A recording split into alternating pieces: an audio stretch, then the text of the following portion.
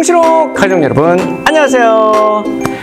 우리가 일상에서 어떤 부조리한 대상을 만나면 비판하고 싶어 하죠. 또 조롱하고 싶을 때는 우리는 그런 조롱 대상을 기존의 것을 활용해서 뒤틀어서 비꼬는 방식을 씁니다. 그래서 우리는 패러디라고 합니다. 패러디. 어느 한 SNS에서 기독교를 조롱하는 패러디를 본 적이 있어요. 사도행전 16장 31절인가요? 주 예수를 믿으라 그리하면 너와 내 집이 구원을 얻으리라. 이 말씀을 패러디한 거죠. 주 예수를 믿으라. 주식회사 예수라고 한 거예요. 그리하면 너와 내 집이 구원을 얻으리니 10원은 기대하지 말라. 1원은 11조니까 그런 얘기를 했습니다. 좀 씁쓸했어요. 이 글을 작성한 네티즌은 기독교의 무엇을 비판하고 싶었던 것일까요? 그렇죠? 우리 주 예수님을 주식회사 예수로 비꼬았을 뿐만 아니라 죽음에서 생명으로 건져내었다라고 얘기하는 그 구원을 단 구원으로 뒤틀었다는 것은 돈과 불가분의 관계에 있는 한국 교회를 아주 냉소적으로 일갈하는 그 나름대로의 해학으로 꽉 들어차 있었던 표현이었죠. 자신을 비우고 세상을 섬겨야 할 교회들이 자신의 기득권만을 주장하고 만모니즘에 함몰되는 이 현실이기에 이런 패러디는 그저 한번 씁쓸하게 웃어 넘기고 말기에는 너무나 적확하고 가슴 시린 통찰인 듯 합니다. 구약에서의 제물이 오실 그리스도를 상징하는 것이었다면 신약시대의 헌금은 무엇을 상징하는 것일까요? 당연히 오신 예수 그리스도를 상징하는 것이겠죠.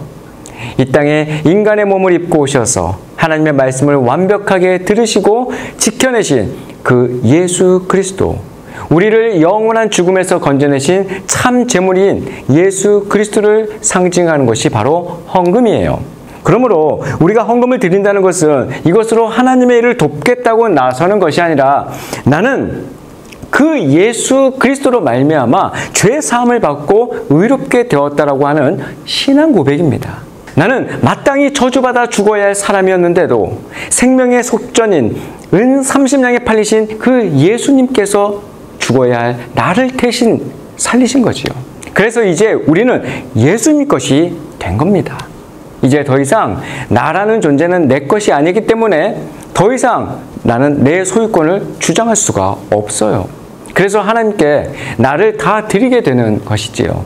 그것을 성경은 순종이라고 하는 것이고 항복이라고 부르는 겁니다. 이처럼 하나님의 은혜를, 예수 그리스도의 십자가의 의미를 올바르게 깨달은 자들은 그렇게 자신을 하나님 앞에 쳐서 복종시키게 돼 있어요.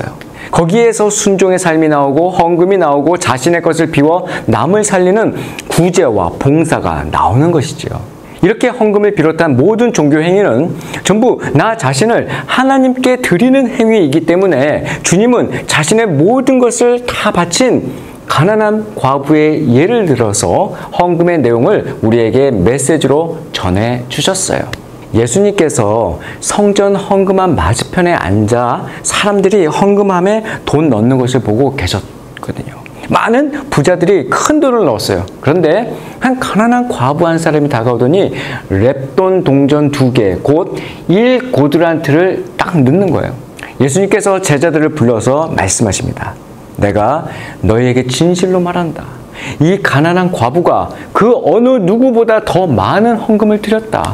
그들은 모두 풍족한 가운데서 드렸지만 이 여인은 가난한 가운데서도 자신이 가지고 있었던 모든 것, 곧 자기 생활비 전부를 드렸다. 이런 말씀을 하셔요. 예수님께서는 그 여인을 이렇게 칭찬하신 거예요. 너는 너에게 주어진 모든 것이 하나님으로부터 왔다는 것을 아는구나. 그래서 바로 다음 끼니가 어떻게 될 것인가도 걱정하지 않고 너가 가진 그 모든 것을 다 털어낼 수 있는 믿음의 여인이구나 라고 이렇게 칭찬하신 것이죠. 그리고 예수님께서는 우리 교회를 향하여서도 이 세상에서 어떠한 자세로 살아야 할지를 알려주셨어요. 헌금은 액수의 많고 적음이 중요한 것은 결코 아닙니다. 예수 그리스도라는 참 재물에 의해서 내가 구속되었다는 그 믿음에 근거한 것인가 아닌가, 그것이 중요한 거예요. 하나님, 저는 이제 하나님만이 저의 힘이에요. 저의 소망이에요. 저는 이것을 알기 때문에 이 세상 사람들이 자신의 목숨처럼 여기는 이 돈을 저는 하나님 앞에 이렇게 바칩니다. 이것이 바로 헌금의 정신인 거예요. 그 헌금의 정신을 제대로 깨닫고 실행에 옮긴 이들이 고린도 후서를 쓴 바울에게서 이렇게 언급이 됩니다. 형제들이여, 우리는 마게도니아 교회들에게 주신 하나님의 은혜를 여러분에게 알리고자 합니다. 그들은 수많은 시련 가운데서도 기쁨이 넘쳤고 극한 가난에도 불구하고 넘치는 헌금을 했습니다. 내가 증언하는데 그들은 힘 닿는 대로 했을 뿐 아니라 힘에 부치도록 자진해서 했습니다. 그들은 이 은혜와 성도 섬김의 일에 참여할 수 있도록 우리에게 간곡히 부탁했습니다. 그들은 우리가 바라는 대로가 아니라 자신을 먼저 주께 드리고 하나님의 뜻을 따라 우리에게도 헌신했습니다. 라고 말이죠. 마게도니아 교회의 교인들이 성도를 구제하기 위해서 헌금을 했는데 그들의 상황은 사실 장난이 아니었어요. 극심한 환난과 시련 가운데 있었고 지독한 가난에 시달렸던 사람들이었어요. 그런데 그들은 헌금을 유달리 풍성하게 했다는 것이에요. 힘 닿는 정도가 아니라 힘에 부치도록 자진했을 뿐만 아니라 계속해서 성도들을 섬기게 해달라고 바울에게 간곡하게 부탁까지 했다는 거예요. 이 가난한 사람들이 이 땅에서의 행복만을 추구했다면 과연 그렇게 할 수 있었을까요? 그렇게 가난한 사람들이 힘에 부치도록 그렇게 헌금을 할 수 있었던 원동력은 과연 무엇이었냐 말이죠. 바로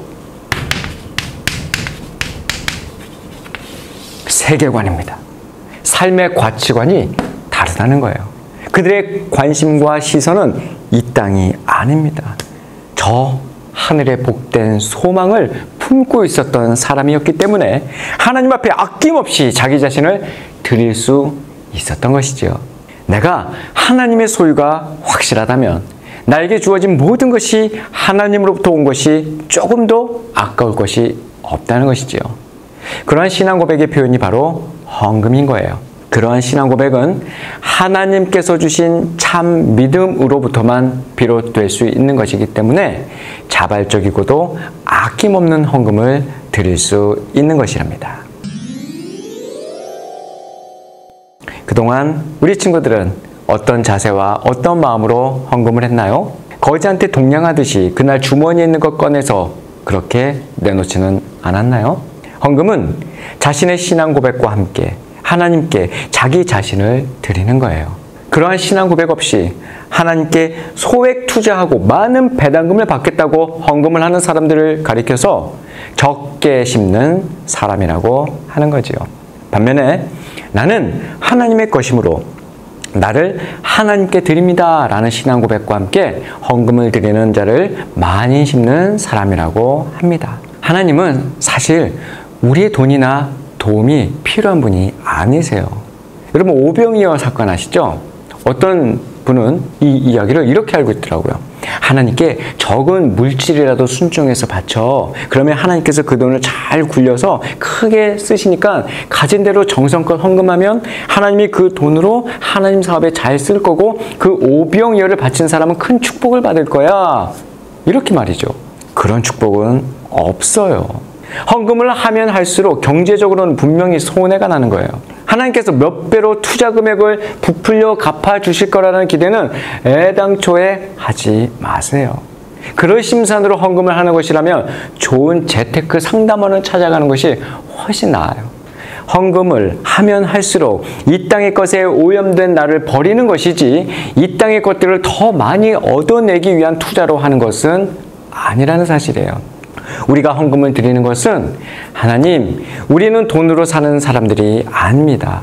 하나님의 말씀으로 사는 사람들입니다. 라는 고백을 하는 것이지요. 오병이어의 기적에서 가장 큰 기쁨을 맛본 자가 누구일 것 같으세요? 그것을 드린 어린아이와 그것을 받아 예수님께 전한 제자들이랍니다. 결국 하나님이 우리에게 헌금을 하도록 하시는 그 이유는 단 하나예요. 우리의 돈으로 하나님을 도와달라는 것이 아니라 우리의 유익을 위해, 우리의 믿음의 유익을 위해 헌금을 하라고 하시는 거예요. 세상의 힘을 대표하는 그 돈을 자신을 위해 쓰지 않고 서슴없이 내어놓을 수 있는 그 믿음을 가르치기 위해서 말이죠. 그리고 그러한 믿음을 시험하시기 위해 우리에게 헌금을 하라고 하시는 거예요. 그 시험에 합격한 자들이 축복받는 자들인 것입니다. 그러니까 헌금은 결국 우리 자신을 축복하시기 위한 하나님의 크나큰 배려인 셈이지요. 헌금을 하고 안 하고를 따지기 전에 먼저 내 안에 예수 그리스도가 있는지를 확인해야 해요. 그리고 그 예수 그리스도로 인해 내가 하나님께 전적으로 순종할 준비가 되어 있는 자인지를 먼저 살펴보아야 해요. 우리 하나님은 당신의 사랑하는 자녀가 헌금을 안 했다고 엄벌을 내리시는 그러한 째찌한 신이 아니랍니다. 다음 시간에 만나요.